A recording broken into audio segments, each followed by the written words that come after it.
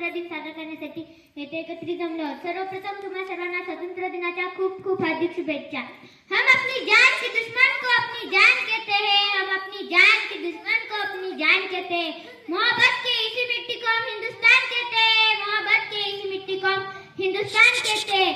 ज्यांच्या विचारातून पूर्ण महाराष्ट्र घडला असे अखंड हिंदुस्थानाचे आराध्य दैवत छत्रपती शिवाजी महाराज यांना घडवणाऱ्या, स्वराज्य निर्माण करण्याची प्रेरणा देणाऱ्या राजमाता राष्ट्रमाता महासाहेब जिजाऊ, मी या सर्व महामानवांना अभिवादन करते आणि माझ्या भाषणाला सुरुवात करते।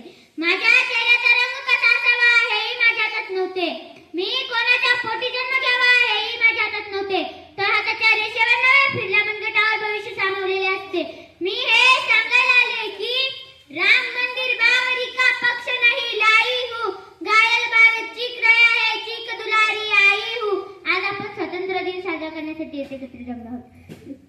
आज 15 ऑगस्ट 1947 रोजी आपल्या भारताला ब्रिटिश राजवटीतून मुक्ती मिळाली। एकताला समोर आली पायताळी अंगा, एकताला समोर आली पायताळी अंगा, गरजा देते काल क्रांतीचा, गरजा देते काल कुसुमाग्रजाचं हे सार्थक आव्हान होण्यासाठी 15 ऑगस्ट 1947 रोजीचा दिवस उजाडला। पक्षी पिंजऱ्यातून बाहेर पडले, असंख्य